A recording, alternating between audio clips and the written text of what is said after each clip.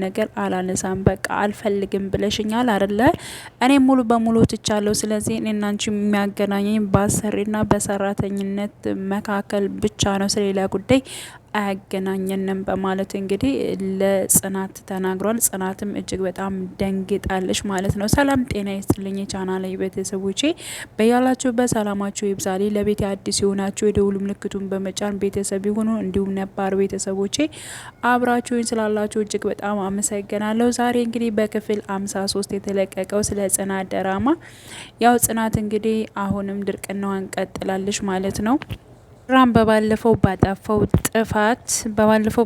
ጥፋት ምክንያቱም ሰክሮ ጽናትን ውጭ አውጥቶ በር ዘግቶባት ነበር። ግን ሰክሮ ስለነበር ምንም ያስታወሰው ነገር አልነበረም ማለት ነው።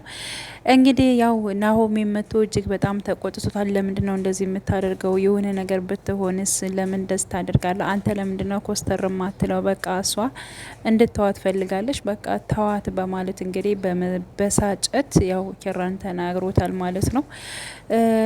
ኪራ ደግሞ አንተ ለምንድን ነው ባንድ ቦታ ሆነህ የምታየው? ለምንድን ነው ለእኔ ስም ማታስብ? ትናንትና እወዳለሁ አፈቅራለሁ ያለክ ሰው ከመሬት ተነስቶ ያለ ምንም ምክንያት አልፈልግም ሲል ምን ይሰማሃል? በማለት እንግዲህ እሱም መልስ ሰጥቶት ነበር ማለት ነው።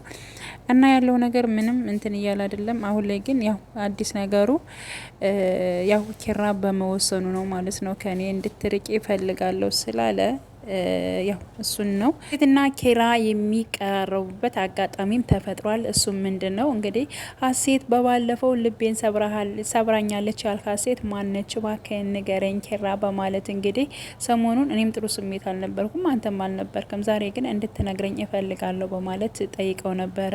አሁን ስለሱ ማውራት አልፈልግም፣ ከዚያ ሙድ መውጣት ነው እንጂ የምፈልገው ስለሱ ማውራት አልፈልግም ብሏታል ኪራ ማለት ነው።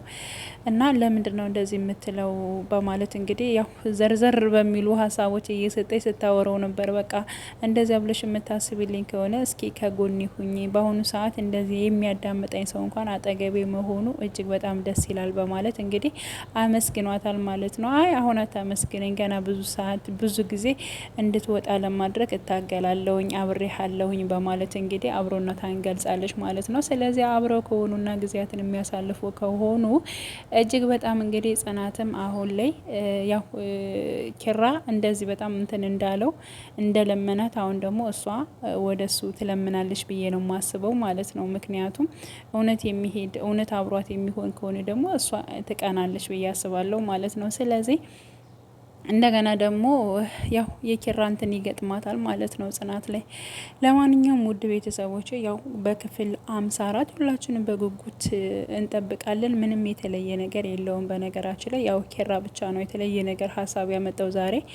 እማትፈልግኝ እማትወጂኝ ከሆነ ከዚህ በኋላ መልፋትም አንቺን መከተልም የለብኝም የሚለው ነው። እንደገና ደግሞ ያው የሀሴት ፍቅረኛ የነበረው እሱ እያስቸገራት ነው። ሌላ ውስጥ ገብታለች ማለት ነው ጽናት ማለት ነው። እሱ የሆነ ነገር እንዳያደርጋት ብቻ እፈራለሁኝ ማለት ነው። አንዱ ነው ስትወጣው ሌላ ችግር ደግሞ ይመጣበታል። በነገራችን ላይ